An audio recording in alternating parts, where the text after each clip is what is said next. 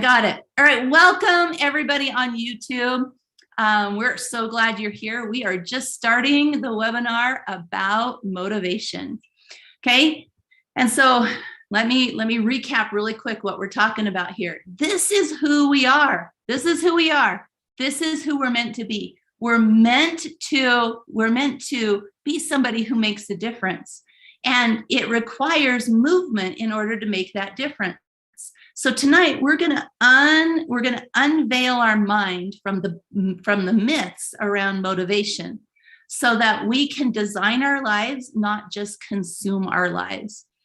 All right, fantastic. So glad you guys are here. Okay, and so I just really quick, everybody who's joining us on YouTube, I'm going to be asking you questions and you'll give me your answers in the chat section on the webinar. Woohoo! All right, we got it. So what is motivation? Motivation, if we take that word apart, is motivation. And also we could call it movementation. Motivation is having a movement forward and a reason for that movement. That's what these two things here mean right here. Movement forward and a reason for the movement. Okay, movement forward. So this is what motivation is. It's movement forward and a reason for that movement forward. So then we need to ask ourselves this question. And this question is, well, what's the opposite of motivation? And so we get to decide this, but from all the people that I've mentored with, to me, the opposite of motivation is what we would call our repeat cycle. And our repeat cycle is basically going through your day, only doing that which is necessary for survival, not really moving forward. So that repeat cycle is, so do you know what that feels like? You wake up and you're like, oh, okay, go through my day. And then you go through your day and then you get to the end of your day and you're like, oh my gosh, did I really get anything done? And then you go to sleep and you wake up and you're like, wait, wasn't I just here? Who knows what the repeat cycle feels like? Have you ever experienced that? If you do, click the raise the hand button or tell me in the chat. Say, yep, I have experienced that for sure. Way too often, right? In fact, what it feels like is a storm. It feels like we're living in a storm, not in a place that we have designed. We're living in a storm. And so why does motivation matter? We need people on this planet right now who can get their goals. We need that. We need people to be able to get their goals so that they can spread the message to people around us that it's okay to not live in fear. I talk to so many people, especially our millennial generation and younger, who are very afraid of their future because they've only lived in this world that is very hard to understand. And so I thought this was a really good way of looking at this. As I was looking through my notes, getting ready for this webinar, I found this from a presentation I gave over a year ago. And I was talking to a group of people that had asked me to come speak. And I used this slide, and this slide was part of a presentation where we were talking about, it was creation is what we were talking about. And so I had this slide here. I said, monsters. What are monsters? And we were talking about authors. When people write a book, there's often a monster or an enemy of some sort. And in what we were talking about, I said that the monsters in a book are the expression of the author's emotions. And I thought, wow, that's super powerful for what we're talking about with motivation tonight. Because who is the author of your life? Is it you or is it the monsters in your life? Are you choosing to work? Because this is what getting a goal is all about. It's you're here and you choose. So the first thing you do is you notice where you are at. and then where you want to be. This is where I want. This is what I want. This is where I want to be. And then we work on overcoming whatever's between us and that goal that we're wanting to accomplish. And there's several pieces on this that you can implement in your life, and I'll talk about them in a little bit. But what I realized is when I found this slide was very often we don't choose what we want. We choose what the monsters in our life want. And maybe those monsters, they're an expression of the author's emotions. So what does that mean? That means that we might have people in our life that have expectations of us. And so they cause an emotion in us. And so we choose our goals based on what the others people want. Or maybe we have a fear from our past experiences. Maybe we had a failure, and that failure set us back so much that we don't want to take the risk of trying out a goal that we want. And so we play it safe. We play it safe more than we choose what we actually want.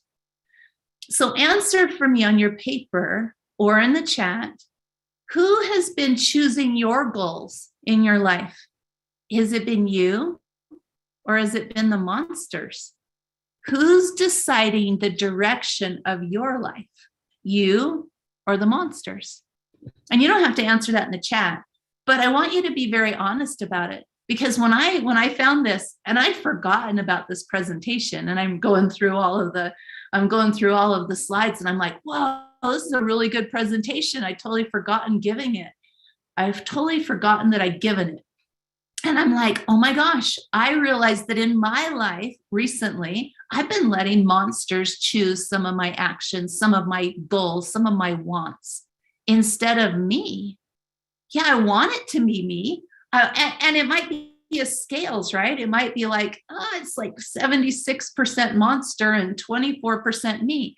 But we need to have awareness of this, because until we have an awareness of it, we can't do anything different.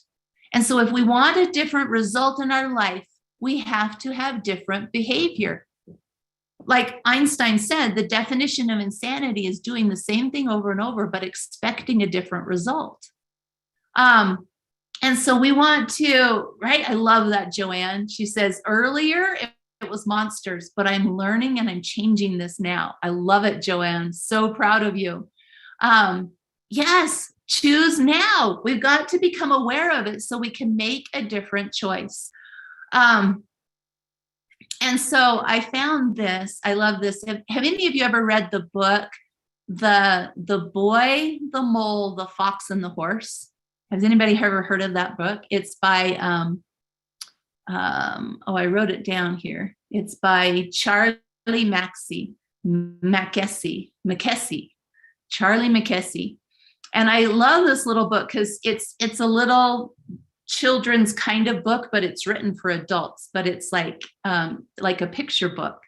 And this is a quote from his book. He says, I wonder if there's a school of unlearning. I wonder if there's a school of unlearning. Have any of you ever wished that there was a school of unlearning? Oh my gosh, I think a school of unlearning would be more valuable than a school of learning right now in our world. And so this is my goal today, is to help you unlearn some of the things that you have learned. I want to help you unlearn that, right? So tonight, consider this the school of unlearning, because we have to change our perceptions, our perspective of things, so that we pull the blinds off of our mind so that we can make a new choice. So we can make that new choice and move in a different direction. So that's our goal today, is to change some of those blinds that have been in front of your brain. So are you in? Are you in the right place? Is this for you tonight? Tell me, or raise your hand so that I know that we're on the same page, right? Good stuff. Okay, Tracy's in, Leanna's in, Lee's in. Awesome. Definitely in, Shelly says. Love it. Okay, so then tonight, remember, this is an exchange. I am going to teach you these things, and in exchange, I'm going to ask you for two things. Number one is be willing to look at and see things differently, because I guarantee you, I will show you things in a different way than you've seen them in the past. It's what I do, because as a body language expert, but also as an engineer, I love to take science and human behavior and mix them together so that we can look at things in a new way. And so be willing to look and see things differently. And the second thing is to be willing to commit to a new action. So I want you to be willing to look and see things differently and commit to a new action. You don't have to commit to all new actions, but at least one new action, because new knowledge has an expiration date. Without new action, usually within about 72 hours, the knowledge will expire and have to be relearned, right? Okay, have you ever felt like you've gone through the same pattern or the same experience over and over and over again? And maybe it's just your day. You're stuck in that repeat cycle. If you are, it's because new actions were not taken. This is actually one of the truths of motivation, is that motivation requires movement, motivation, okay? It requires movement and it requires motive. Write those two things on your paper. I'm gonna write them on mine. So motivation requires movement and motive. Those are both parts of motivation. Okay, cool. So those of you, when you're here tonight, I honor that you have chosen to spend this time with me tonight. I honor that. And so at the end, I'm going to give you a free gift, and it's a powerful action priming tool, because motivation needs motion. And so I'm going to gift that to you at the end. But more important than just that, is the fact that being here, learning the science of motivation, you'll be able to access these things in your life. Who doesn't want more room in your life? Who doesn't want to stop procrastinating or access new levels or feel happier? Yeah, we want this. Or how about this one? I like this one. Just get stuff done. Have you ever felt like you just don't get stuff done? You get to the end of the day and it's like, seriously, I just haven't gotten anything done. Okay, if that's you, tell me in the chat. Admit it. Come on, let's just admit it. Admit it. I am somebody who has not gotten all the things done that I wish I would have gotten done. So if you can relate, tell me in the chat. Admit to it. All right, so do we have an agreement? Will you agree to these two things? See things differently. And then at the end, I'm going to ask you for what that action step is that you are going to take. All right. Excellent. We have an agreement. So let me introduce you to somebody. Let me introduce you to somebody from my life. So this here is my grandma. And this little baby right here is my mom. Everybody go, aw, precious. And this is my aunt. This is my aunt. My aunt died of cancer when I was in junior high. And this little baby right here, my mom, she died of cancer 3 years ago.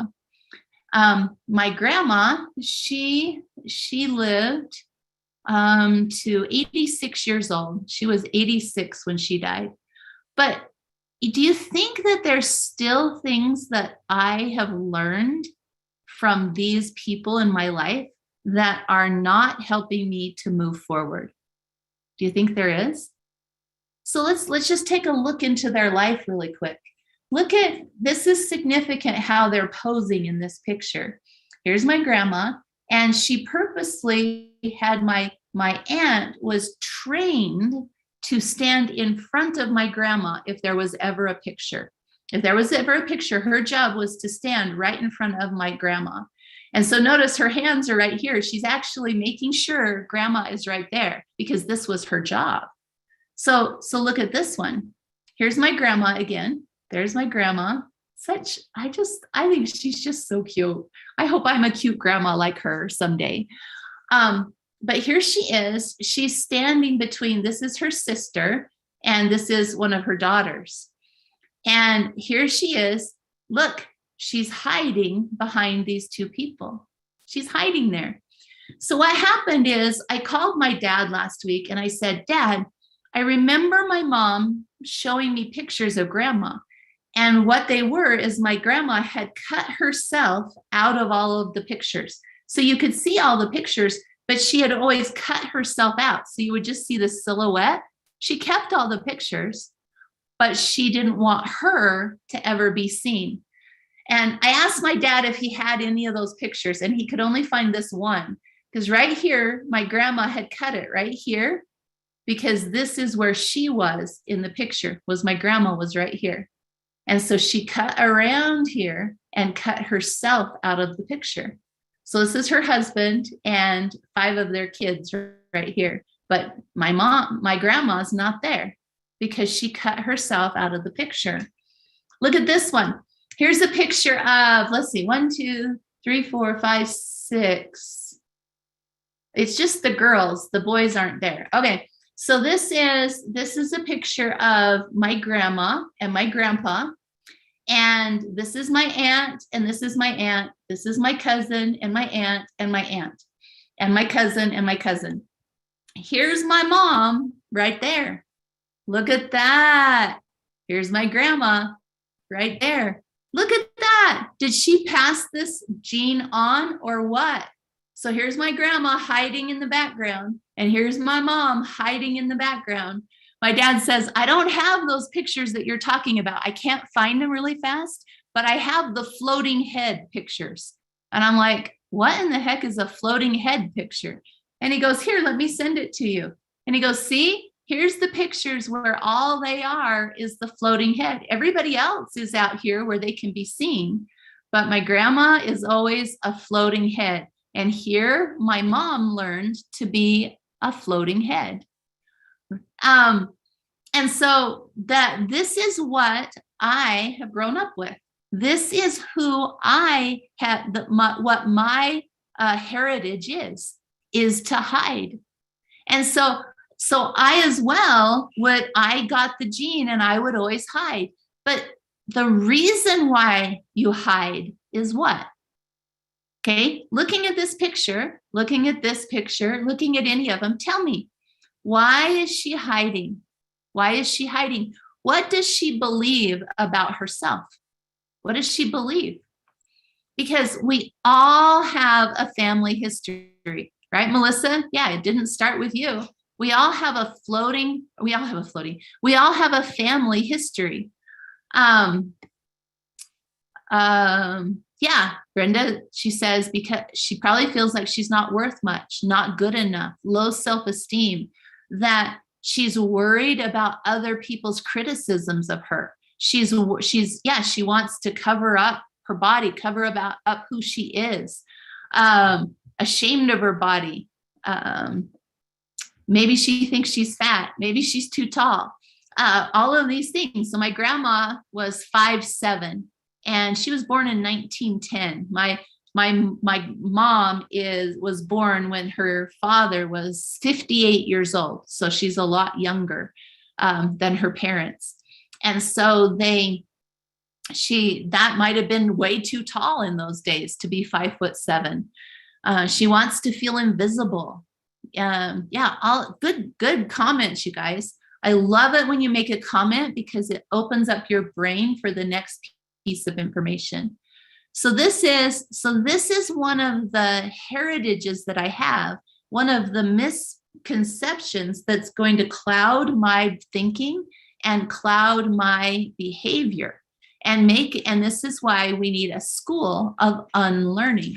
So who here out of you guys, who here has a family heritage thing that you need to unlearn? Do you have any? Put it in the comments for me. On YouTube or on Zoom, put it in the comments because other people need to know they're not alone. Do you have anything you've learned from your family that you need to unlearn? You don't have to tell me what it is. Just say, yep, I've got something that needs to be unlearned. Cool. You can put it. Yeah, it's not okay to cry. That's a good one. I'm not good enough. Narcissism, emotional bashing. Ooh, yeah. Thinking the worst about people. Yeah. Yeah, that I have to carry other people's emotions, fear of missing out, being shy, ugly duckling. I have no control. I'm judgmental. Ah, so good. Rescuing, fear of not having enough. Others, your opinion is never good enough. Self-critical. Excellent, you guys. That earning money is hard. That self-sacrificing all the time. Taking blame, scarcity, anger gets you what you want. You guys, so good. We're not alone. We all have these things that we need to unlearn.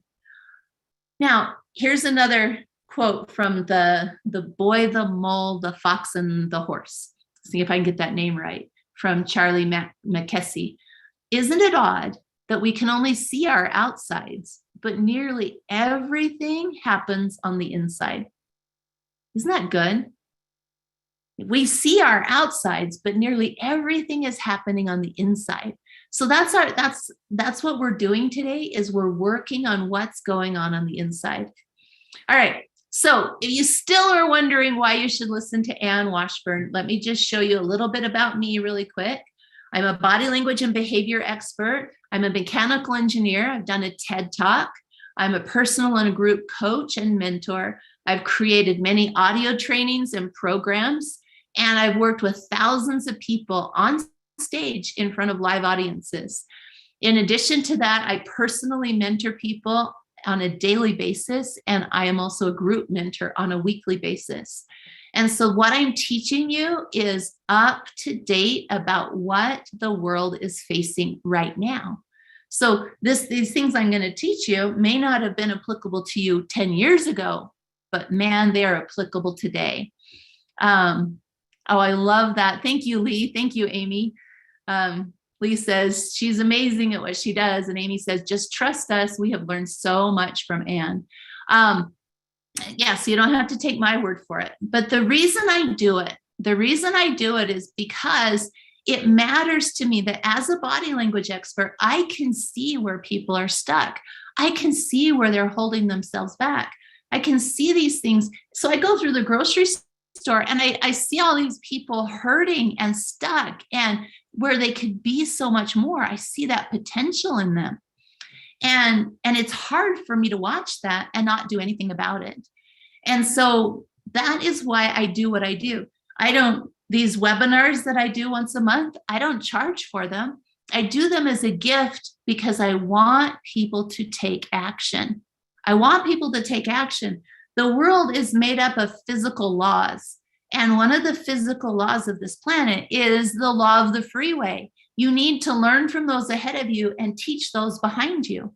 And sometimes you trade places. You guys probably know some things I don't that I need to learn from you.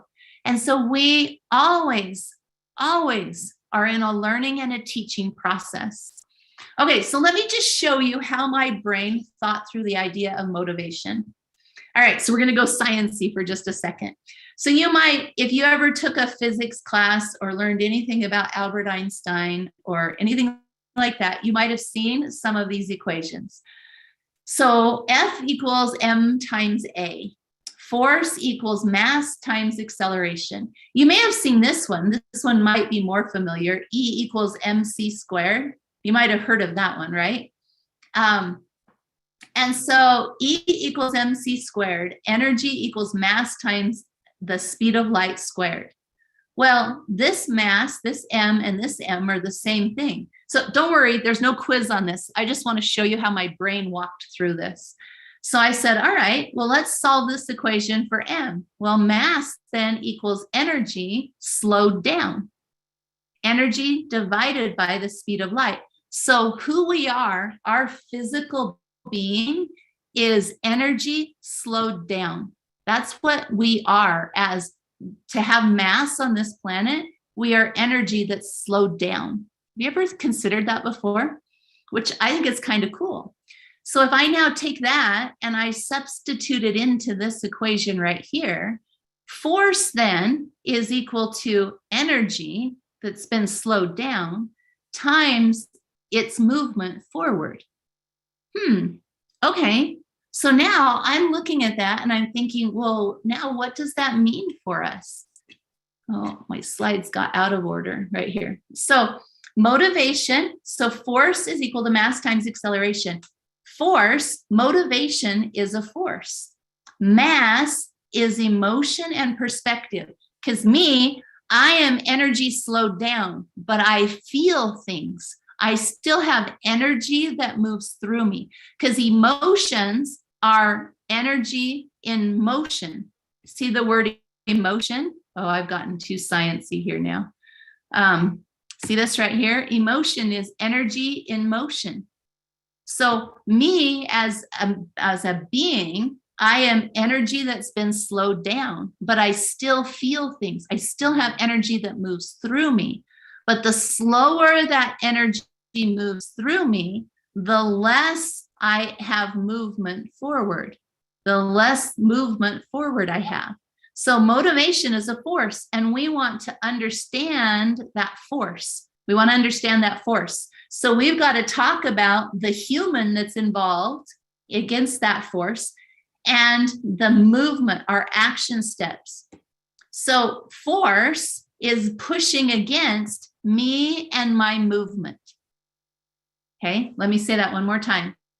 Motivation is pushing against me and my actions. My actions. They're pushing against each other.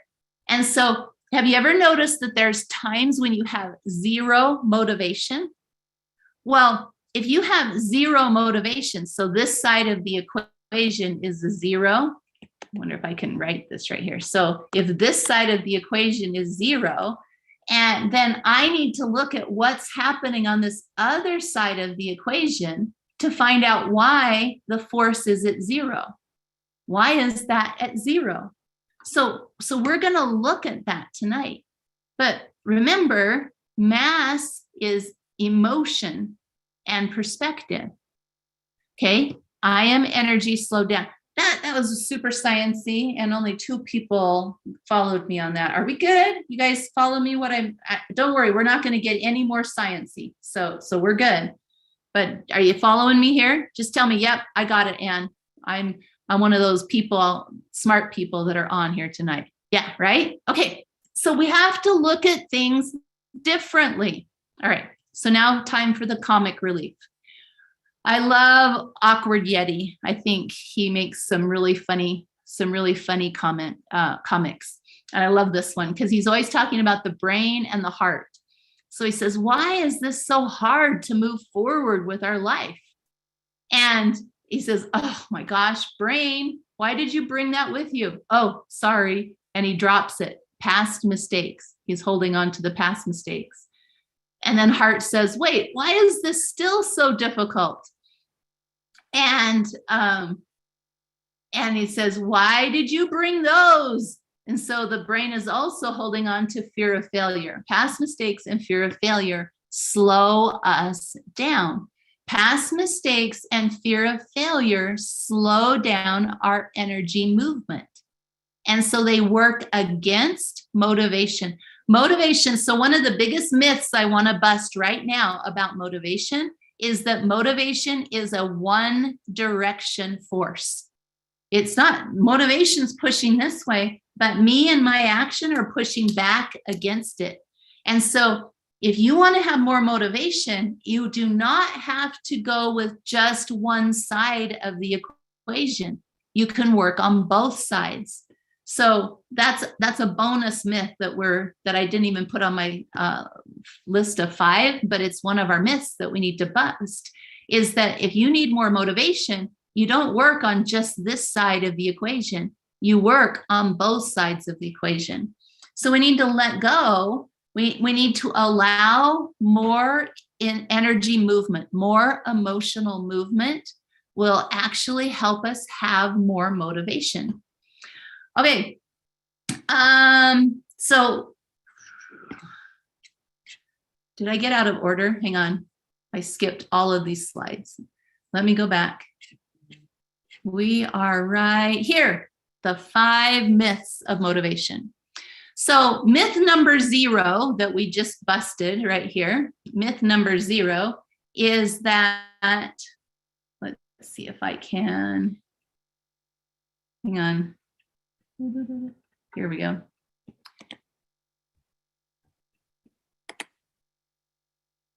Waiting. So myth number 0, come on. Hang on, I can get it to work for us here. Myth number 0 is that motivation is only affected by one side of the equation. In reality, it is affected by both sides of the equation. And so we need to know that. So that's bonus myth number 0. Okay, now let's move to myth number 1. Myth number 1 out of our 5 myths is that focusing on the past makes our future better.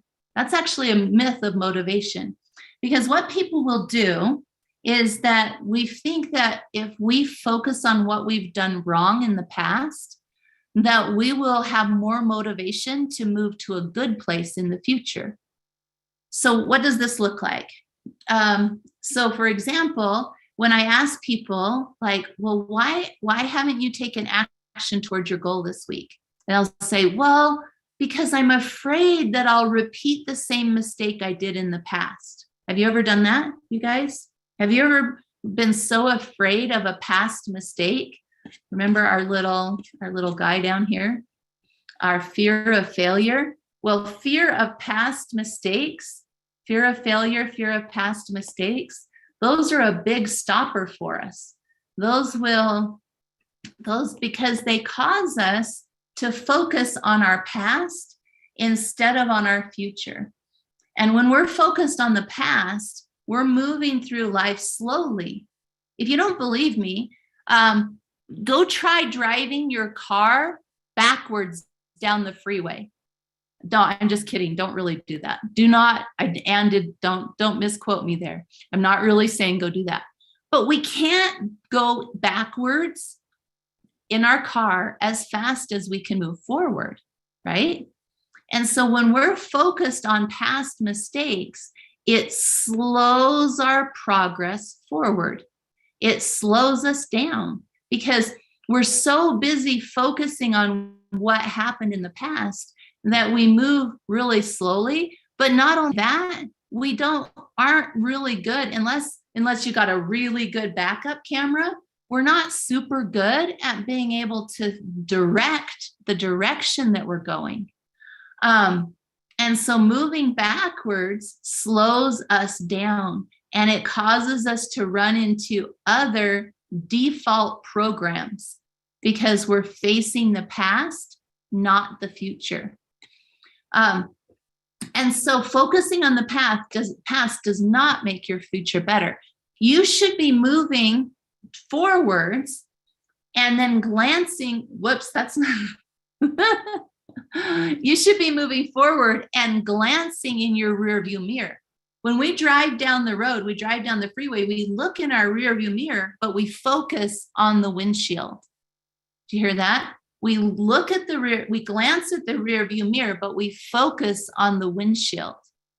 And listen to that analogy, you guys. We have a windshield because it's helping to protect us from what's coming at us.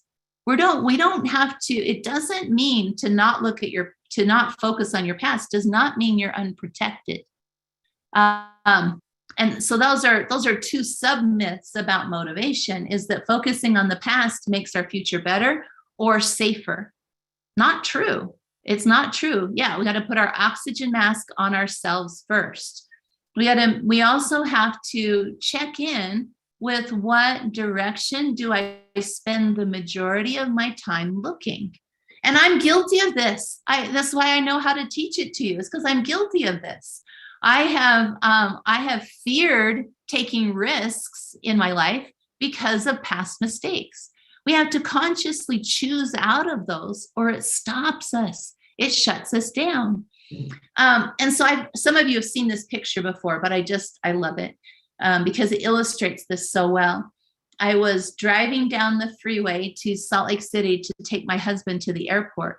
And I looked up at the hill, the freeway goes around the mountain here.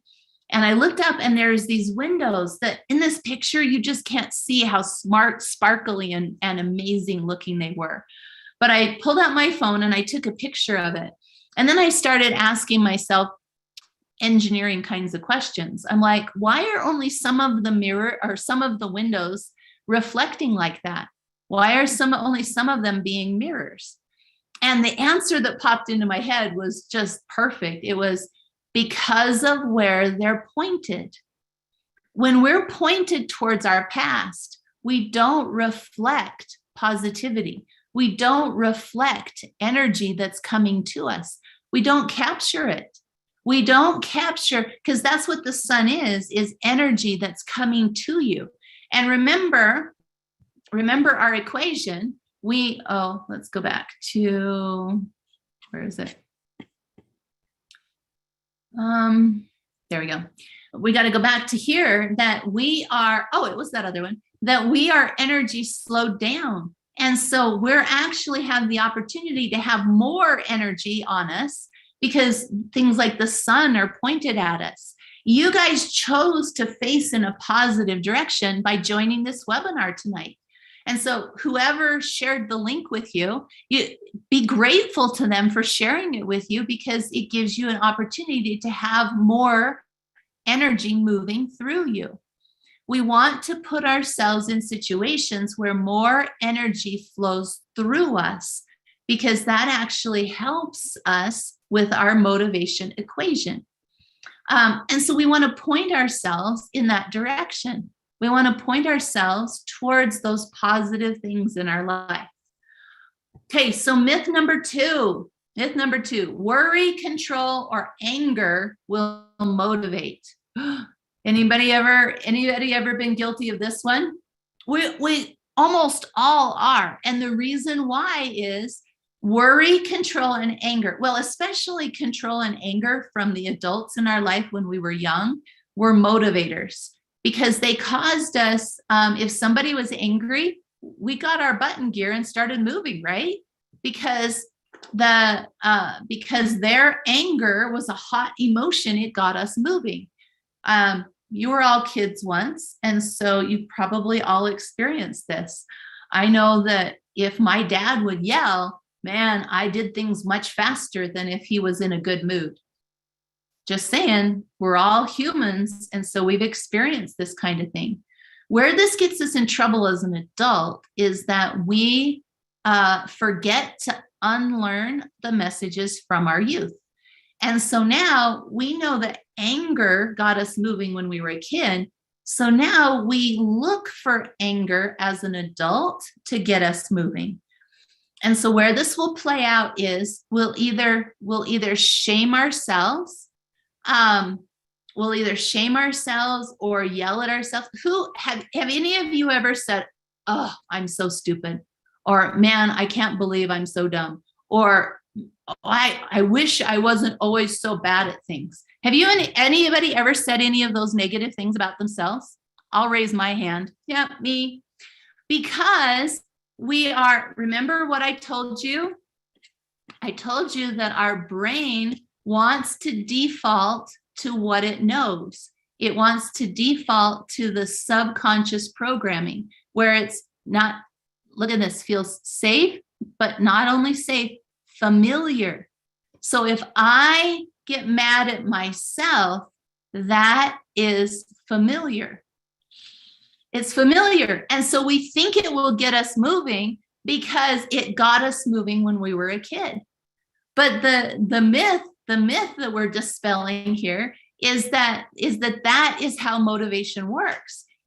It is so much more powerful to get the right motive and the right motion so that we get moving instead of beating ourselves up.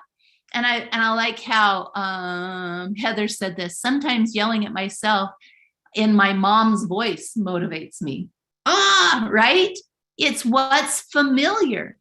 And because it's familiar, it feels like it will work. It feels like the right thing to do.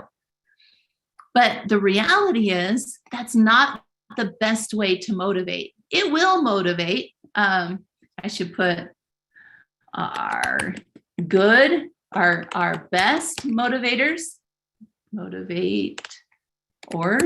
Yeah, that's not true. Yeah, I'm my own worst enemy, says Susie. It can also paralyze us. Good comment, Killing. And so we've learned this. We've learned this growing up, and so we're always looking for our own worst traits. But you know what this actually causes? Remember, motivation is about a movement of energy. Write that on your paper if you haven't written it down yet. Motivation is about a movement of energy. That's what motivation is. When you're stuck on the couch because you don't want to have to get up and take the garbage cans down to the street, or you don't want to get up and change the laundry, or whatever it is, maybe it's you don't even want to get up and take a shower. There is no movement of energy going. Am I wrong? That's what happens. It's like, there's no movement, and we get heavier and heavier. It just, the gravity pulls us down because there's no movement of energy. And so we artificially try to inject energy by getting angry at ourselves. But what it does instead is it creates a negative pattern on the whole planet. We are not, if you're alive, if your heart is beating, if you are still taking breaths on this planet, then you are a part of the energy of the entire planet. And so when you don't have energy movement happening, then you are contributing to the downward slowing of energy on the whole planet. And so then we end up spending more time fighting fires than designing our future, struggling to eat what we should, frequently frustrated with other people's behavior, depression, anxiety, arguing, fighting. Because this is the other thing that'll happen. If we think that anger is the right kind of motivator,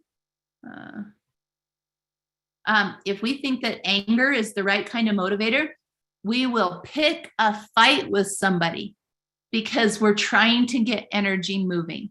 So be honest with me. Have you ever picked a fight with somebody? Maybe your spouse, maybe a kid, maybe your parents, maybe even customer service people. I've done that. The old me, I've done that. And we pick those fights, right, Shane? We pick those fights because we have this myth going on inside of us that will motivate us to move, that will get us to move forward. But that's not true. It's not real. That is an artificial form of motivation. I love that, Lee. I used to all the time with my daughter until I met Anne. I am so happy to hear that, Lee. And so that we gotta get past this myth about motivation, that control or anger or even worrying. Have you ever just sat and worried? What that is you're sitting worrying and not taking any action. Is that motivation, really? To worry about something, does it change anything? No, worry is not meant, I just got on my soapbox. All right, hang on. Worry is not meant to be a past-looking emotion. Neither is guilt. Worry and guilt are not meant to be past emotions. What they're meant to be is something that we use to take a new path in the future. But if we sit in guilt or we sit in worry, then no forward movement is happening. And so we're fighting our own equation. We're actually because motivation, worry would like to move us forward, right? If motivation is a force, motivation, if worry actually is a forward moving force, then if I worry, I should have more movement forward. But I don't. I don't if what happens is I sit stuck. Because remember, mass is me. That's me. If mass is stuck, if I just sit and soak all the worry, I take the motivation that's pushing on me and I suck it into a black hole. That's what happens with that. Usually people do with guilt and worry is they become a black hole of guilt and worry. So they don't take any new movement. They sit and soak in it. Do you know anybody like that? Have you ever met anybody who is a black hole of worry and guilt? I got to write that down. I like those words. A black hole of worry and guilt. So worry and guilt are not true motivators. It's called fermenting. I love it, Leanna. Yeah, we're fermenting in our worry and our guilt. Only fermenting can turn things into good things. So worry and guilt, if you get up and take action, because that's what acceleration is movement forward, then now I'm not the black hole of guilt and worry. Did I just skip? Yeah, okay. I think I got that message across, right? Guilt, worry, control, anger are not the best motivators. They just aren't. So who's ready for myth number 3? Oh, we've already been talking for an hour. We gotta hurry here. Are you ready? Yes? Okay. Raise your hand if you're ready or tell me in the comments. All right, we're ready. Okay, so myth number 3. This is probably, of all the myths of motivation, this is one of my favorites. Can you have favorites? Myths of motivation? Sure, why not? And it's this. I see this one so much in the world right now because, and here, I'll read it to you. You can reject pieces of yourself into better behavior. You can reject yourself into better behavior. So sit with me on this one for a second. We are people. If any of you listened to my miracle webinar, I talked about how we have fragments of ourselves, that there's broken pieces of ourselves, and we try to reject those pieces and pretend that they're not who we are. So for example, maybe you're late. Maybe that's something that you're late a lot. And you might go back to myth number 2, and you try to get angry at yourself to get yourself to be on time. But if that's not working, then we go to number 3, and we try to reject that part of ourselves. We get mad at ourselves and say, okay, I'm not gonna be nice to myself or like myself until that's not who I am. And we try to reject those pieces out of ourselves. It never works. How often does it work? Tell me out loud. How often? Never. You cannot reject yourself into being better. You can't. It's like 2 magnets that you try to push together when they're misaligned. You can push as hard as you want, but when you quit pushing, they're going to push apart. Or a spring. If you compress a spring, as long as you're holding it, it might stay. But as soon as you let go, it's gonna burst out of its container, because we can't reject ourselves into perfection. But that's what all these would-be perfect people do. These perfectionists. Whenever I talk to a perfectionist, they are trying to reject pieces of themselves so that they can be perfect. But that's not what we were taught. That's not what this planet was set up for. So here's an African proverb that says, the enemy is none other than the other within ourselves. That piece of ourselves that we're trying to reject is our enemy. we see it as our enemy. But you know what God said? He said, love your enemy. And have you ever tried to love your enemy? You know, that neighbor who was always really mean, or that bully at school, or whatever it was. It's really hard to love those enemies. But you know what? I don't think that's where God was wanting us to look first. He wanted us to look at that enemy within ourselves, that piece of ourselves that we've been trying to reject, that we've been trying to pretend doesn't reflect any part of who we are. If you want to become whole, you don't reject pieces to become whole. What you do is you go into understanding. And when you understand, you can now learn and absorb that piece of who you are and take a different step forward. Right? Colleen says, I realized the other day that the commandment to love our neighbor includes loving ourselves. Yeah, we're supposed to find these pieces about ourselves, and instead of rejecting them, learn about them, understand them.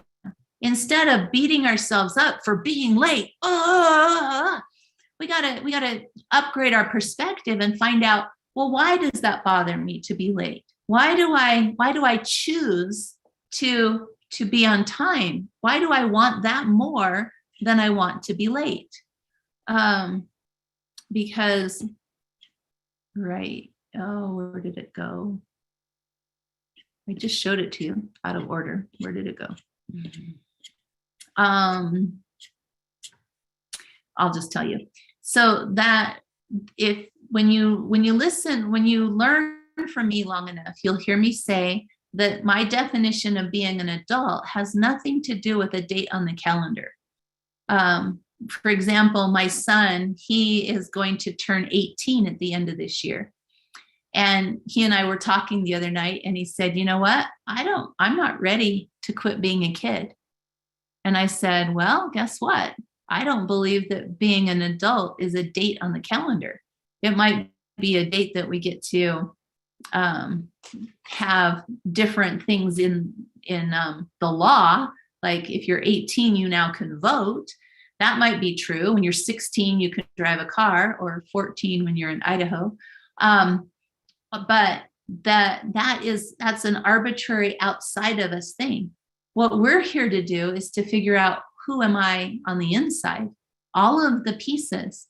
And the definition of adult, and a definition of an adult, is only doing and believing things that you choose to do and believe. Not because anybody else tells you to, not because anyone else says to. It's because you choose to do it. And that doesn't mean, and that's anything. And the reason for that is you've got to decide for you. Your parents may, I like the example of driving laws. Just because I have a stop sign at the end of my street doesn't mean that I stop at that stop sign because somebody told me to. I think about it and go, all right, why do I stop at stop signs? Well, I choose to do it because it makes it better for everyone. It's safer for me. It's safer for the other cars. So I choose to do it. As long as I'm behaving from a place, listen to this carefully, as long as I'm behaving from a place of trying to reject parts of myself, I will most of the time behave out of rebellion. Because when we're compressing that spring is pushing back. When I'm rejecting parts of myself, those parts are trying to come back. And so I will behave in rebellion the majority of the time if I am not behaving because I choose to behave the way I behave, if I'm rejecting a part of myself. Are you guys following me on this? This is a very powerful concept. And when we can embrace it, it gives us true power, and it gives us motive. It gives us motive to be able to have motivation. So Sherry, Can you help me see what rejecting ourselves looks like? Sure. So anytime you're saying negative things to yourself, anytime you're trying to say that you're trying to refute that you've done anything, like I can't believe I did that, or why did I yell? I'm not a yeller. I don't yell. Ah! And then we yell instead of understanding why we yell. So it can be any kind of character trait, that we're trying to reject. Another way you could look at it, Shri, is anytime you shame yourself, anytime you use any kind of shaming talk, like, oh, I'm just such a bad person, or this is just the way I am, I will always be a negative person. So shame is a way to notice when you are rejecting a piece of yourself. When you live in shame, you are rejecting. Does that help?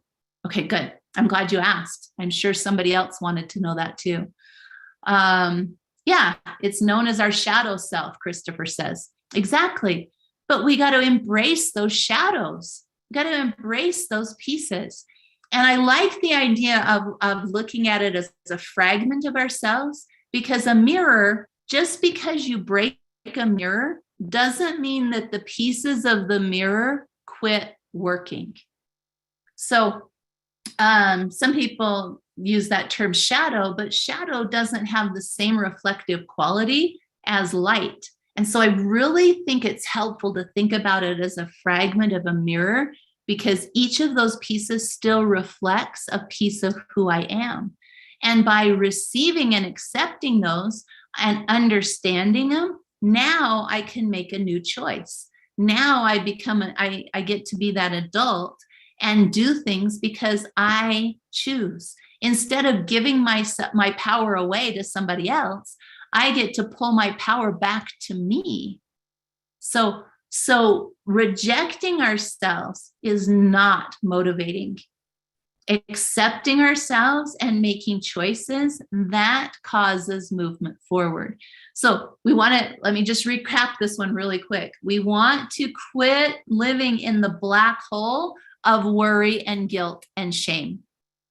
That's what we want to get out of, because as long as we're doing that, we will get heavier and heavier and heavier. In other words, our mass becomes greater, our energy becomes slower. So that's that equation I was showing you. Our energy becomes slower. That's what mass is. Mass is energy slowed down. And so if I have a greater mass, I am even slower. I am even more energy slowed down. And so I want to learn to accept those pieces of myself. Okay, so we've talked about 3 so far. Can you relate?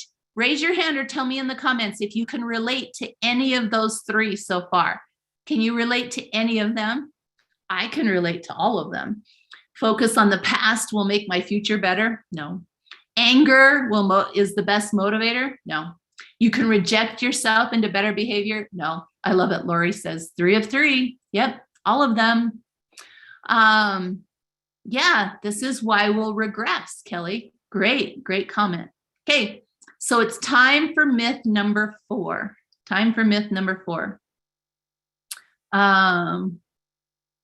Right? Number 2, and now I never knew why I thought that would work.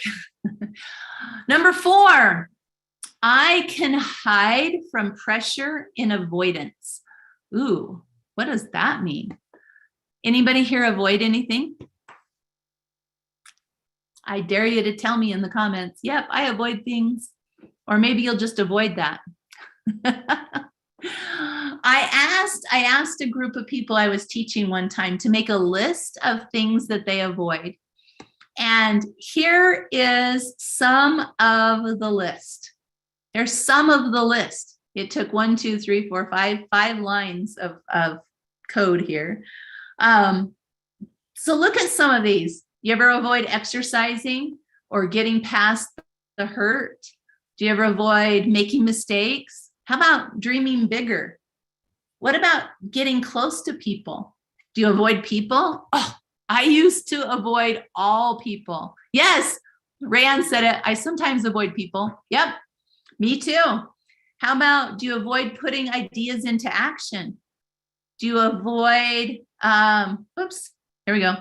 Do you avoid, some things might seem like good things to avoid, making others feel bad. Well, are you an evil person? Do you make others feel bad on purpose? Well, if you don't, and you're not, I know you're not an evil person, or we wouldn't be sitting here talking tonight, then that is going to cause you to slow down because you're worried more about other people's emotions instead of trusting them to be able to handle their own experiences.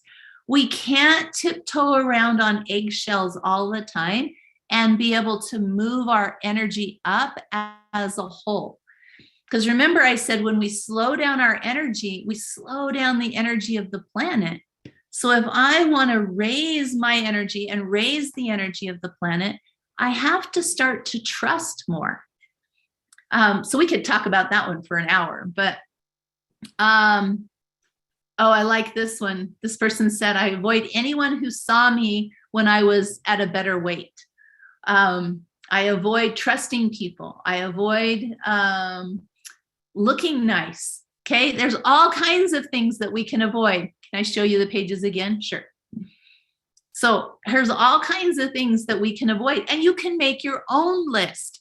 In fact, I dare you to make a list of 10 things that you avoid. Write them down so that you know what kinds of things you avoid. For me, the top of my list would be making phone calls, because I, as a body language expert, I don't love getting on the phone. I'm better now, but at first I didn't love it because I couldn't see the people. Now I can hear your body language and your voice tones. So I can tell people what they're doing with their body language over the phone now. But for a long time, I avoided phone calls.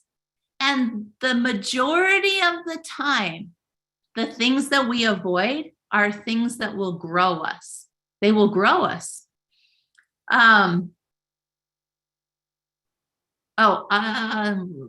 come back to that in just a second, Ashley. Great question. Great comment. She's asking, she has a comment about about number 3. So let me finish talking about 4 and then I'll answer that. So this is the first page. There's the second page. Yeah, and these just give you an idea to be able to find things that you avoid. And there's the third page. So what do you avoid? What do you avoid? So now we got to pause here for a minute, and I want you to answer a couple of questions for me, because I want to help you see where you might be losing some of your forward momentum and not having the motivation you could. So I want you to answer these questions on your paper or the chat. It's up to you. You can answer them however you want. But I want you to answer this. What did you do yesterday? How much time? So that's a big question. So just think about, what did you do yesterday? And I'm going to ask you some questions about what you did yesterday. How much time did you spend on social media or frivolous TV or video watching? How much time did you spend on your phone doing things that didn't really cause any movement forward? Okay. Put down a number, whatever the number is. You don't have to be perfect, but how much time did you spend? How much time did you spend on your phone? Do you know that your phone, at least mine does, it will track and tell you how much time you spent in different categories. So you might not think that you're spending much time on frivolous things, but you might be. Okay. And so how much time did you spend? Maybe you have a game on your phone. Maybe you have social media. Maybe you have YouTube. I know that for my kids, YouTube is probably the biggest culprit, but just answer that. How much time did you spend on entertainment? How much sugar did you eat? How much sleep did you get? How much time did you spend outside in nature? Oh, I love that, Lisa. I cleaned my kitchen. I think knowing I was coming to this webinar kicked myself into go mode. I love it. Yeah, we can have excuses of why we do it, but we got to check in. So like Marilyn says, YouTube for motivation, and maybe the YouTube was for motivation, but did you get trapped in a rabbit hole? Because you're like, did you only watch the things that you went to directly watch, or did you end up watching a whole bunch of other things too? Okay, how much time did you spend in nature? How much sleep did you get? How many did you take your vitamins? Did you take your vitamins? Okay. So then let me tell you a quick story.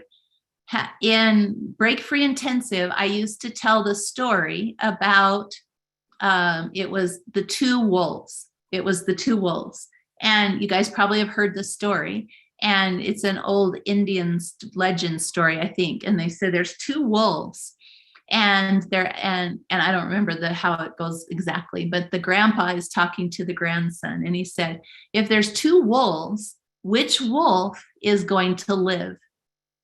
And the grandson's like, what do you mean? And he goes, well, there's two wolves. Which wolf will live?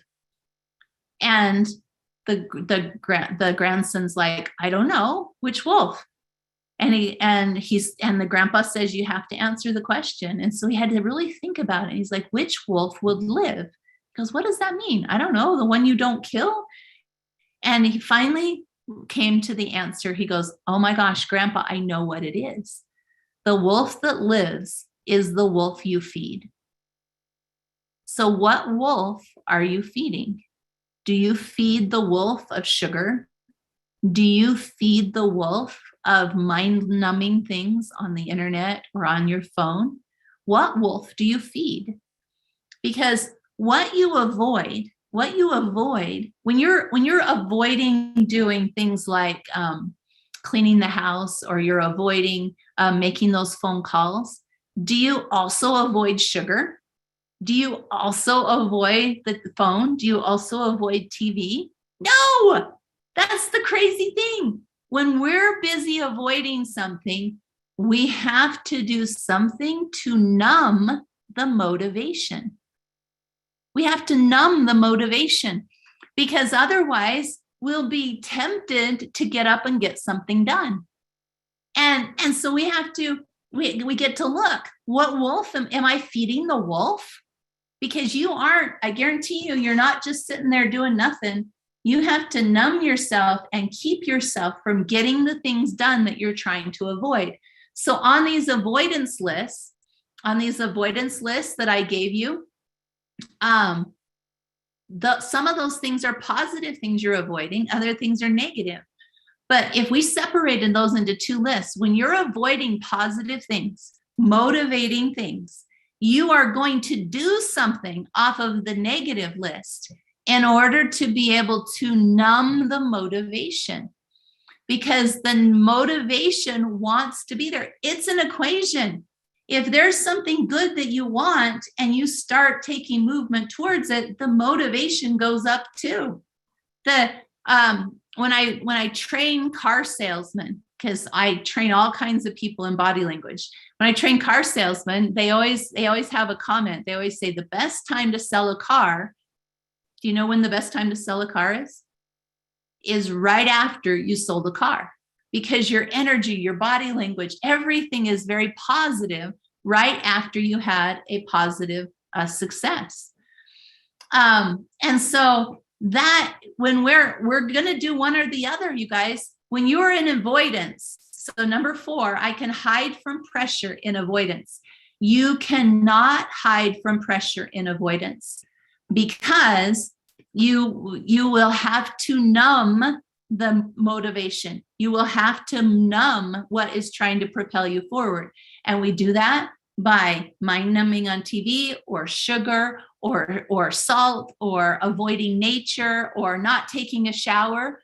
All of those things are how we can't really can't really hide in avoidance. We will have to pick something and do it to help us numb the movement forward. Are you guys following me? Does that make sense? Super powerful when we understand this. Cool. Right? Dorothy says, I got a lot of paper shredding done today. And how did that feel? Didn't that feel good? Motivation is not free, you guys. Motivation is not free. Motivation can be shut down and killed. You have to check in with yourself. Which story? What are you feeding? All right, now it's time for motivation myth number 5. And we're going to go, I think I told you this webinar would end at 8:30. Hang with me. I probably need another 15 minutes after that so that we can finish this. Okay, so myth number 5, procrastination is the opposite of motivation. Who believes this? Who, up until now, because I'm going to teach you differently, who believes that procrastination is the opposite of motivation? Just tell me honestly. I used to think that. And then who's like, wait a second, why is avoidance and procrastination 2 different things on this list? Anybody wondered that? Yeah, I find that the more I think about long projects, the less inclined I am to start. Yeah, for sure. Cool. Oh, I love all these comments. You guys are smart people. Well, here's the thing. Avoidance and procrastination, they do seem similar. We will procrastinate things and we will do it by avoiding. We can avoid by procrastination. However, procrastination can be a powerful motivator. And remember, I told you that motivation is movement with a motive. It's movement with a motive. So let me tell you a story. So last week, I got up and I cleaned the whole house. I cleaned out the fridge. I cleaned in the cupboards. I cleaned the counters. I vacuumed the floors. I deep cleaned the bathrooms. I cleaned windows and mirrors and under my bed. I cleaned and I cleaned and I cleaned and I cleaned. So was I motivated? What do you think? What motivated me to clean the house?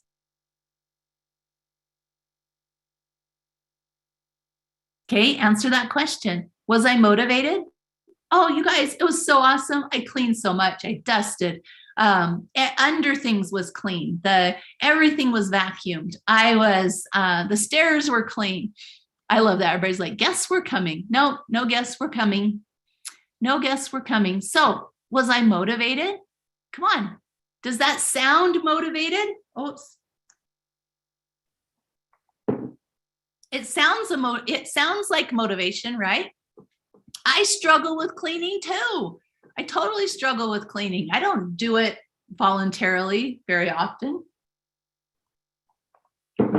I don't do it voluntarily. I do it when it's scheduled.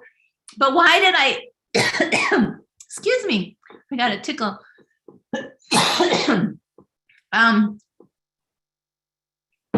I don't normally do that. So why would I clean the whole house? Exactly, Lillian says, well, maybe you cleaned it because you didn't want to do something else. Exactly. I was procrastinating something I did not want to do. And you know what? It wasn't that hard of a thing. I was procrastinating an email that I needed to write. I had an email I needed to write. And I did not want to write that email. I didn't want to. Sure, Mylisa, when I'm angry, I'll clean because that's a good use of that energy. But I wasn't mad. I wasn't angry. I was procrastinating. I was totally procrastinating. And I was happy. I was like, Oh my gosh, I am so grateful I have things that need to be cleaned because I do not want to do this email. And the next day, I still had to do the email, and I was kind of mad that there was nothing left to clean. And so, I couldn't go outside and do yard work because it was raining. And I was like, oh my gosh, I totally got to find something to do instead of this email. And I didn't want to do sugar. I didn't want to do social media. I didn't want to do games. And so I was grateful that I could clean. So the reality is, sometimes procrastination is not the opposite of motivation.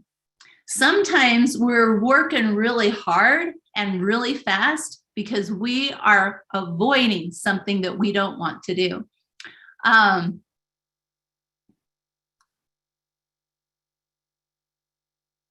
Yeah, exactly. I love the comments. I had to talk to the boss today about something I could have done better. I didn't want to do it.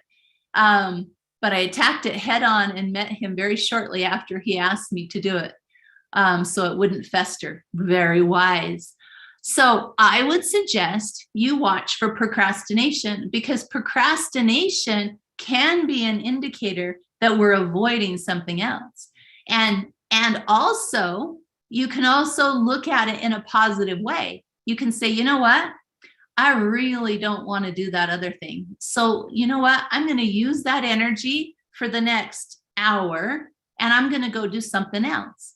You can constructively use procrastination. In fact, when I mentor people, there are several ways that you can productively use procrastination. Procrastination can be your friend when you understand what it is. And so we gotta let go of the idea that procrastination is the opposite of motivation. Procrastination isn't even always a negative thing. Here's another thing that'll happen. My son, it's his last week of school. Today's Thursday, right? So tomorrow's the last day of school. And so on, I don't know, one of the nights, the last few nights, my son's like, oh, I've got to get this project in. And I'm like, really? And when's it due? And he's like, it's due in the morning. And I'm like, and the reason you haven't done it yet? Because I procrastinated. And I asked him about that. And he said, well, when there isn't much time left to do it, you can't think of all the reasons you don't want to do it, because time is pushing you forward. So we will actually procrastinate so that time will push us forward. Now, the problem with this is that if we procrastinate something for too long, we run the risk that we will not be able to choose it anymore. Because one of the ways I see people procrastinate is decisions. People nowadays are afraid of decisions. They're afraid for all kinds of reasons. They're afraid because they'll miss out. Anybody ever had FOMO? They're afraid of a better option. Oh, that's huge in our world. Never before in history have we had a global world. This global world means that I can find out tomorrow morning that there was a better option on the other side of the planet. We have more options than have ever existed in all of history. But instead of making more decisions, we make fewer. And we wait for other people to make the decisions for us. So we will procrastinate until a decision no longer exists. Decision makers will run the world because so few people are choosing to make decisions. They are procrastinating until there's no longer a decision to be made. And so procrastination is not always your friend, but it can be. And you have to understand how to use procrastination as the tool that it's meant to be. Melody asked the question right there. It seems like you're saying that procrastination is avoidance. So why are they both on the list? Because procrastination is a tool when it's used correctly, and it becomes very similar to avoidance when we use it incorrectly. Procrastination is powerful. In fact, I once was mentoring a gentleman who had his own business, and he was really struggling with getting his employees paid. And I asked him, I said, why are you struggling? And I said, do you not have enough work? He goes, oh no, we've got so much work. We're booked out. And I said, well, do you not charge enough? And he goes, no, I charge plenty. And I go, well, then why don't you have money to pay your employees? And he goes, well, I probably would if I would deliver the invoices or send the invoices to the people that we've already done the work for. And I'm like, wait, what? He goes, yeah, like one called me earlier today and said, hey, I haven't seen an invoice from you yet. I'm ready to pay you. Where's that invoice? And I told him, yeah, I'd get it to him. And so he'd been procrastinating, sending out the invoices. And you know, as a mentor, I can walk him through that and I can show him what's stopping him. But I also, you know, the fear of talking about money, because money can be a stopper for us. The fear of talking to people, because people can be a stopper for us. But none of that was helping him. And I realized it was because he was stuck in the part of the equation where he had zero movement happening. There was no movement. The A here, acceleration, is action. There was no movement happening in this area. So he was at zero. He was trying to get going from an absolute zero. And when you're trying to get going from an absolute zero to 100 miles an hour, that takes a lot of force. It takes a lot of force on this side to get the whole gentleman moving, and to get him moving even a little bit, and to go give people their invoices was going to be the equivalent of like 100 miles an hour. And so I needed to give him something that would get him to 1 mile an hour so that the car was moving. You can't steer a parked car. And so I taught him a tool about procrastination that got him moving. And he calls me up the next day and he's like, oh my gosh, I just collected checks from 6 different people because he got moving. Procrastination is a tool when it's used correctly. It's a tool. And so here's what's going on.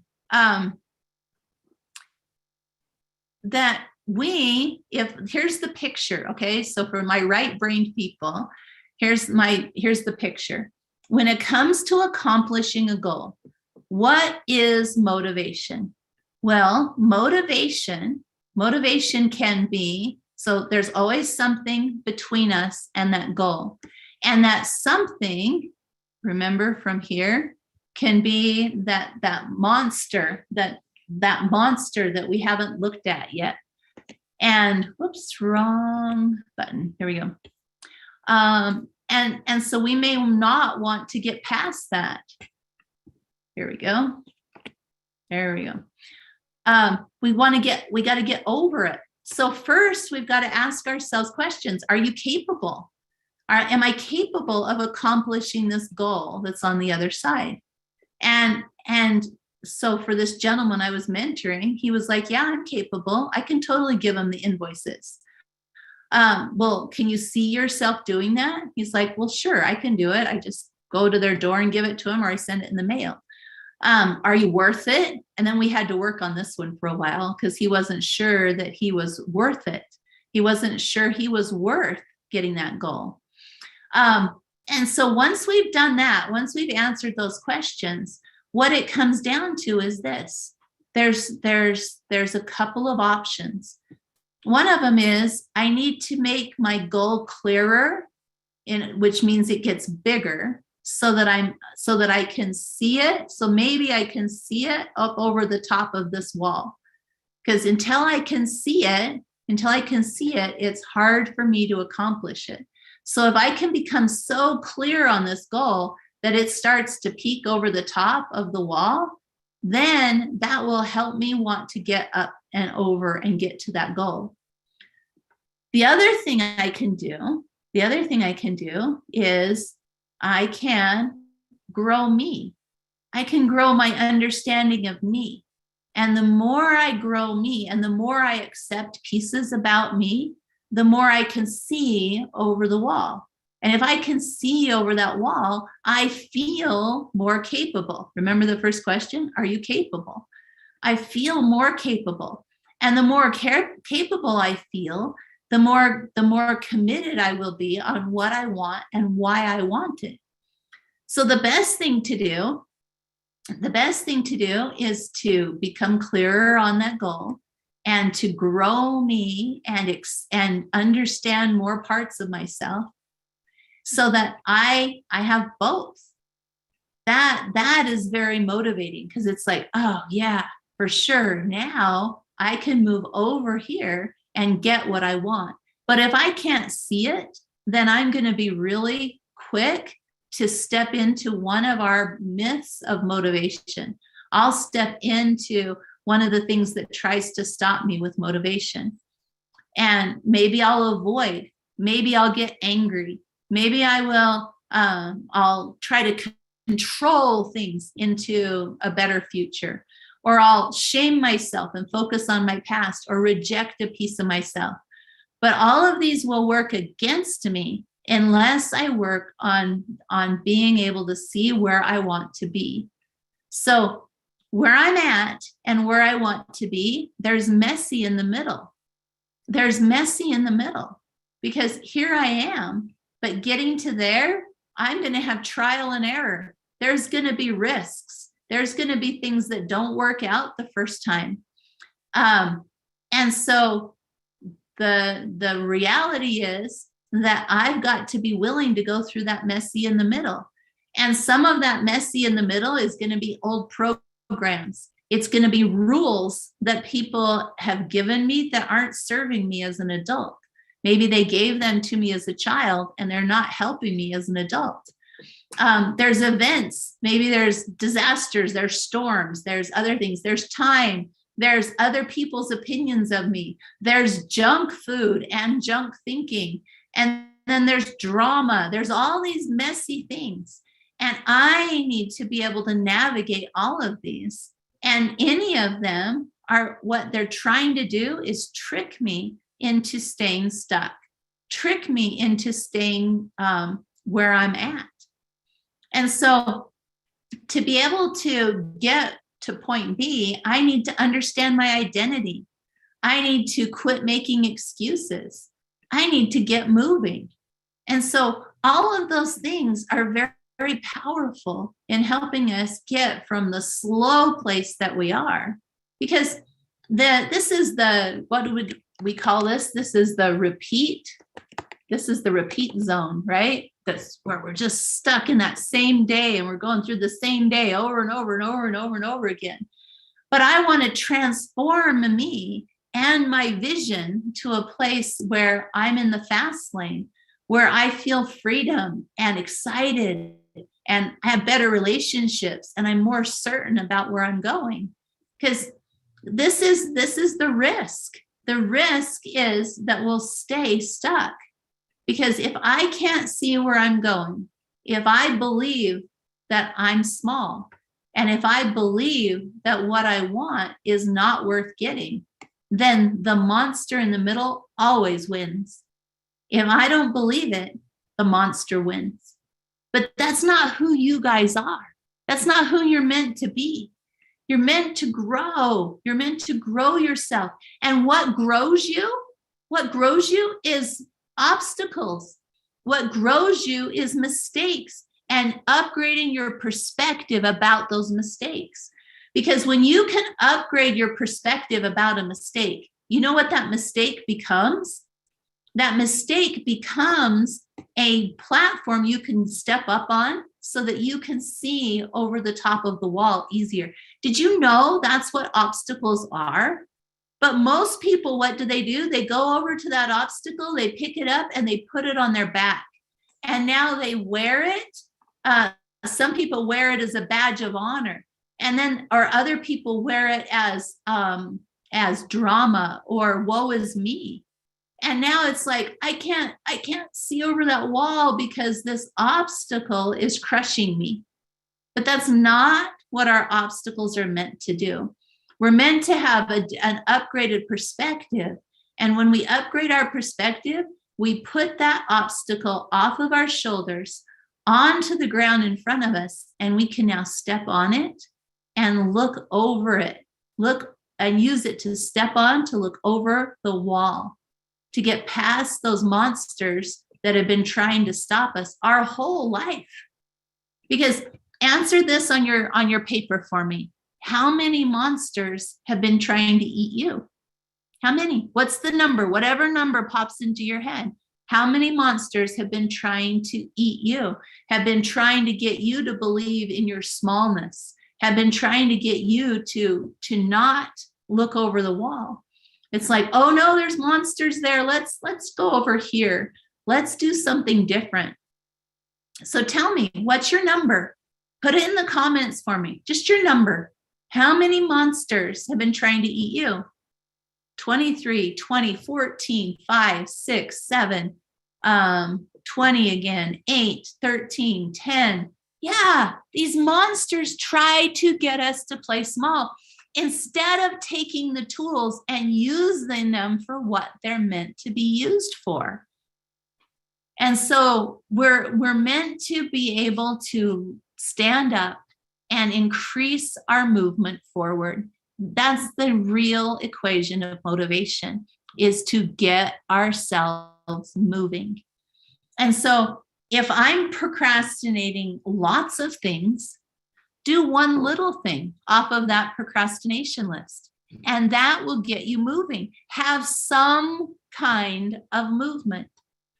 But we need help with these things, because when you can learn from somebody who has made these mistakes, maybe you still have to make some of your own mistakes, but the reality is you don't have to make all the same mistakes they made.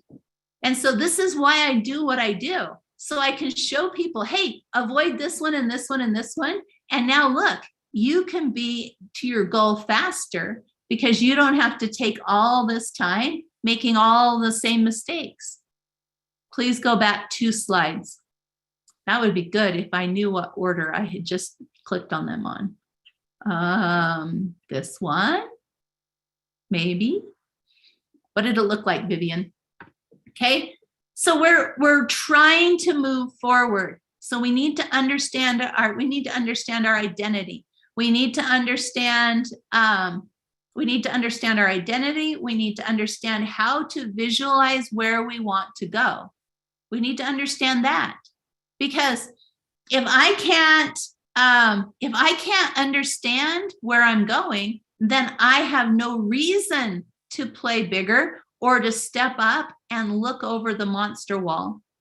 That monster wall, it wants us to not look because it's easier. It's more comfortable. It's familiar. It's all of these things. It's safe. It's in control. It may not be fun. It may not be awesome, but it's in control. So why do anything different? And this is why we will self-sabotage, is because as soon as we leave this, it feels scary. And if it feels scary, what do I want to do? I want to get safe. So I run back to my comfort zone. So this is why it's really wise to put ourselves in a situation where we're with like-minded people, where we're moving forward towards our goals, where we have somebody that helps us when we stumble. And we have somebody who can show us our cycle. So this right here is a picture that I drew for one of my personal mentees this week. I was having a personal mentoring appointment with them, and I helped them find out where the cycle is that they get stuck in. So their stuck was right here. Their repeat behavior was in worry and procrastination and fear of failure. And then I showed them how to get out of that and use the idea of repeat behavior to be able to get to where we want to be. And so for this person, it was discover problems, find solutions, implement solutions, use cycles to your benefit instead of letting them work against you. Here's a diagram I drew for somebody else, that what one of my other mentoring clients, so I could help them see what they were trying to do. Here's one I did for somebody else, helping them understand identity. We need help moving from here to here. We need help. We're meant to help each other. And so this is why I created the Breakthrough Coaching Program. And so in just a moment, I'm going to give you that action priming tool that I promised you. Would it be okay if I just told you about Breakthrough Coaching really quick and why I created it? Because Breakthrough Coaching is here to be able to help people have support and training. This program was specifically created to help us be better versions of ourselves, to accept all those fragments of ourselves, understand them, and become a better whole. And so it's a 14-week program with support and training. We have live trainings every Monday, but they're recorded, and we put the recording into your member library. There's also pre-recorded modules with homework. Yes, I just said the homework word. Because, right, Kelly says Breakthrough Coaching is an awesome experience, and it helps you to see yourself and your life clearer. Yes, it's so helpful. Thanks, you guys that are in Breakthrough Coaching, for saying that. I appreciate that. So there's modules that you work on at your own pace. And then every Monday I do a group class for 2 hours, just like this, like we just did right here, only you can share your video if you want. And everybody who shows their videos, I'm watching their body language, because I am super good at watching where people get stuck and then helping walk them through it so that they get through their stuck points faster. And so if you've ever, so Julie, great question. Is it the same as Go Vertical? So I took Break Free Intensive and Go Vertical and my mastermind, and I combined them into one program.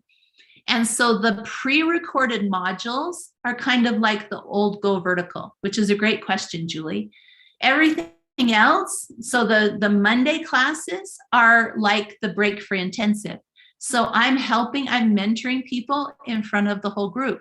I'm also teaching you things that are up to the minute, appropriate for what's going on in our world, because I'm mentoring people every day personally. And so I watch what they're struggling with and what their families are struggling with and what people around me are struggling with.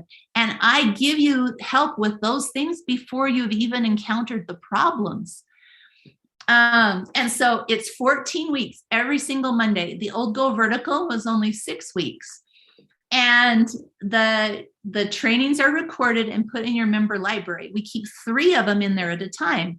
So what that means is if you joined Breakthrough Coaching this week, the first thing you would want to do is go into your member library and download those 3 recordings from the last 3 weeks. And trust me, you want to do that. Because like this week, what I did was I taught them about body language. I taught them about body language from a completely different perspective on how to, here's my notes right here about that class, on how to use our body language to be able to get to where we want to go faster. And you guys that were in that class that I did you learn something that you'd never considered about body language? Can you tell them in the chat so that people can read that and not just take my word for it? So you want to go in and download those, because those are bonuses. Those aren't even part of your 14 weeks in the program, because this program is ongoing. You can join it at any time. So you could join it this coming Monday, and you can go get those 3. You can go get the last 3 recordings are in there right now. And I've been talking about fragments, how to accept those fragments of ourselves. I've been talking about body language, right? Lisa learned about how she can shift her body away from critical words, and so that the words don't go through her, they can go around her. Very powerful concept. And so the breakthrough coaching program, I made this so that people have the chance to upgrade, a huge upskilling opportunity in relationships, self-confidence, understanding, professional life. We're not supposed to be buried. We're not supposed to be. And so this is a made-for-you program, pre-recorded modules, a detailed plan with a direction, accountability and team support, weekly mindset and emotion set equation training, and Ann Washburn personal coaching. Joanne learned a different meaning for the hands. Raquel said it was unreal, you guys. It was so good. Yeah, it was super, super good. Cindy says it was an amazing class. I've already taught what I used and what I learned. Excellent. And so if you're interested in knowing more about the Breakthrough Coaching Program, I want to talk to you. I want to answer your questions about it personally. So what I'm going to suggest you do, oh, I love that, Joanne. This class has changed my life. It got me moving forward again. Oh, I love that. So what I've arranged is I've arranged a certain number of slots on my calendar where I can do personal phone calls with you. And so what you would do is you can open your phone to your camera, and then you just point it at this QR code, and a little button comes up that you click, and it goes to the website right there. So see, it goes to the website, and you get to pick your time that you're going to talk to me. It says select a day. And so if you go look at that, I have a few time slots where I can talk to people one-on-one and answer your questions about the program. Or you can type this into your URL, 3ke.to/talk-to-Ann. And you can schedule a time where you can talk to me. I'll tell you about the program. You can ask me questions about the program. And if it's a fit, I'll give you a link so that you can register for the program. Yeah, Lisa says, I learned I can try on my body language as I try on new clothes. I love it.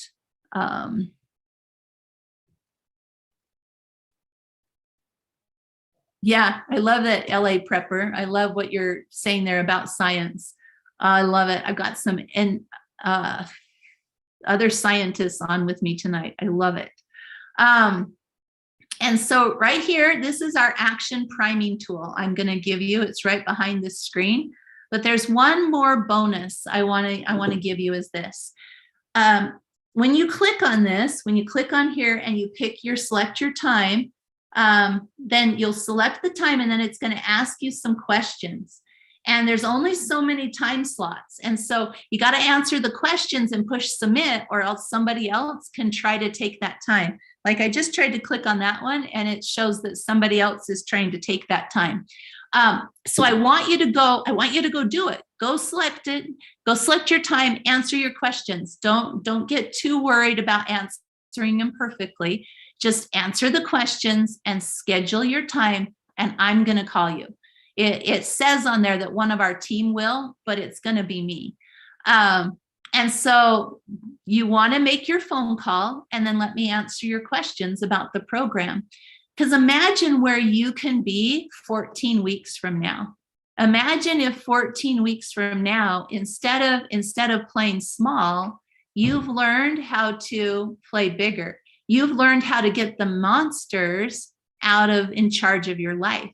You've learned how to be able to see your goal over the wall that's in front of you. The world needs you. The world needs you. There are times when the world, this is a quote from Ender's Game that I shared last webinar. There are times when the world is rearranging itself.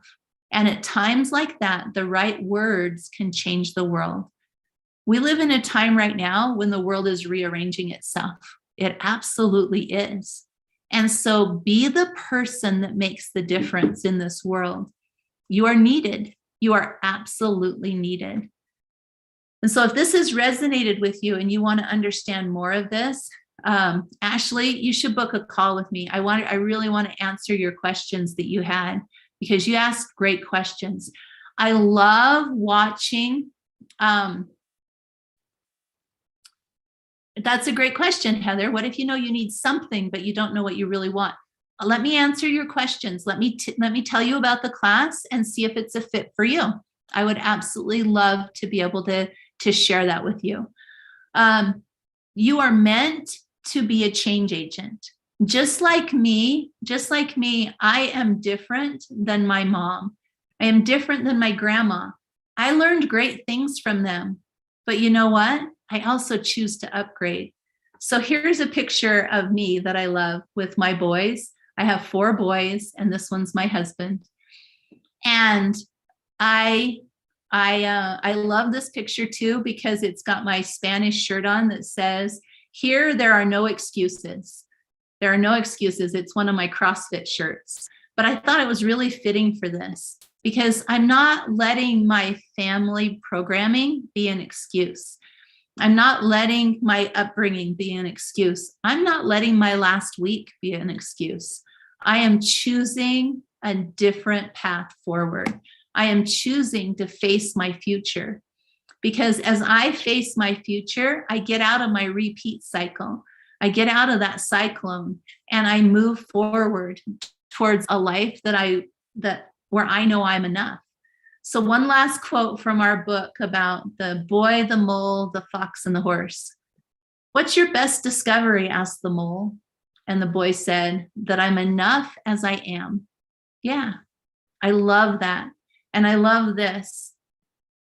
"Do you have any other advice?" asked the boy. He said, "Yeah. Don't measure how valuable you are by the way you are treated," said the horse. That's what I choose to stand for. I will believe in you longer than you do. I had one of my personal mentoring clients. If you want to consider personal mentoring with me, then book a phone call and I'll tell you what that looks like. But I had one of my personal mentees who messaged me this week and she said, "Man, Ann, thank you for believing in me long enough for me to get to where I believe in me." That's what I'm here for. That's who I am. It's what I've chosen into.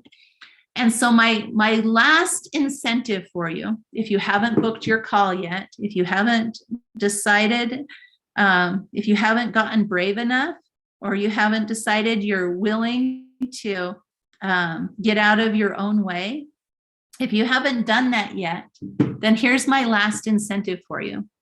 And that is this. I did this at the last webinar, and well, I'll tell you that in a second. So let's see, where did I hide it from myself? So book a call. Here it is. So here's my bonus for you. The first 5 people who sign up for breakthrough coaching, so you hold the phone call with me, you say, "Yes, and you know what? I want to be in breakthrough coaching." The first 5 people who choose in, and after the last webinar, there were 8 people, 7 people who joined breakthrough coaching. And the first one, oh, Sherry, it didn't work. Okay, Adam, can you help Sherry? So here's did you try the QR? Did you try the QR code? Sherry says she clicked the link, but she can't see a place to sign up for the call. So what you do is you select a date and then it will let you sign up for the call, okay? So the first 5 people who sign up are going to get 2 one-on-one personal mentoring appointments with me. They're going to be over Zoom and it'll be just you and me, And that right there, if you purchase that separately, would be a $2,000 value. But I'm gifting that to you because I believe in where you're headed. I believe in all the people that you will influence because you got out of your own way. And so be one of those first 5 people. Be one of the first 5. And those first 5 people after the last webinar, they got those one-on-one appointments with me. So if any of you have ever had a one-on-one appointment with me, tell them in the comments, is it worth getting a one-on-one appointment? Yeah, if you can't get the link to work, then email support@3keyelements.com. So it's time stamped so that we can see when it was time stamped. So that you can get, and we'll reach out to you and help you get it scheduled. Right? Oh, Brenda says it was one of the most helpful experiences. I loved it. It is so worth it. Love it. Yep. There will never be a safer place for you to grow and face your challenges. You are 100% supported. I love it. Thanks, you guys. So that's my incentive to you. I opened up my calendar to be able to gift that to the first 5 people who join Breakthrough Coaching. So get your phone call scheduled. Get it scheduled. So either type this in. If you're on YouTube, you can click the link or you can use the QR code. Love it. Okay. So last thing before we go is this.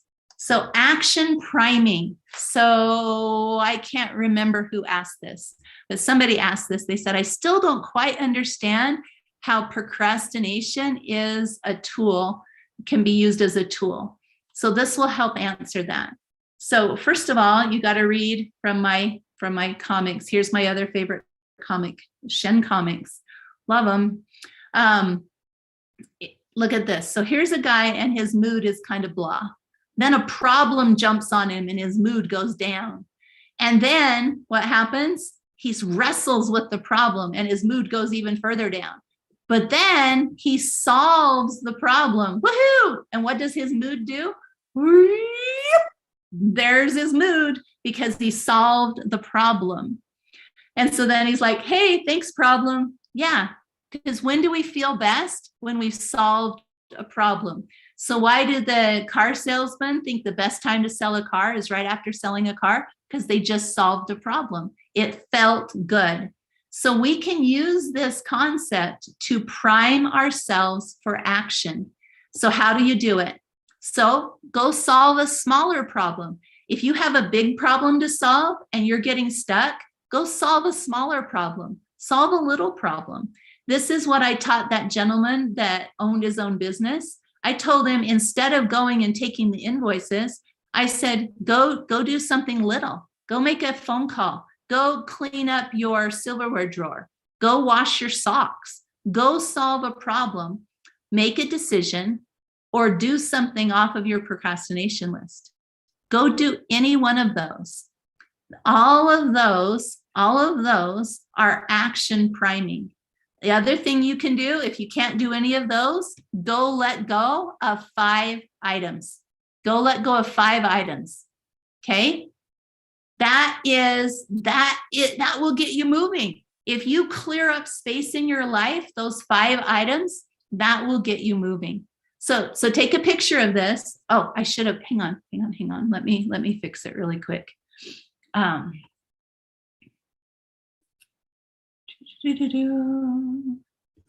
can fix this quickly, and then you can take a picture of it, but I just have to fix it really quick, and then you can take a picture of it. Here we go.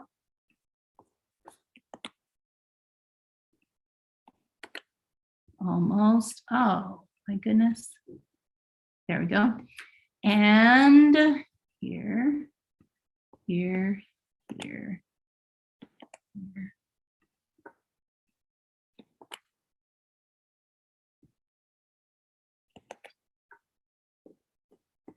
Whoops.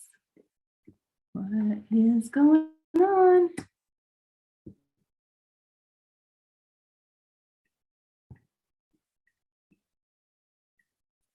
There we go. All right, now I'll share this so you can take a picture of it. And then I'll share the book a phone call one more time so that you can get a picture of that one. But this is your action priming tool that I promised you. Okay. Got it? Take a screenshot of that. And then if you haven't booked your phone call yet, go to take a picture of this so that you can book your phone call. You just type this into your URL. You don't have to put anything before or after it. Just type this, put return, and it'll take you to the right website. And then if you're having any trouble with that, whoops, come on.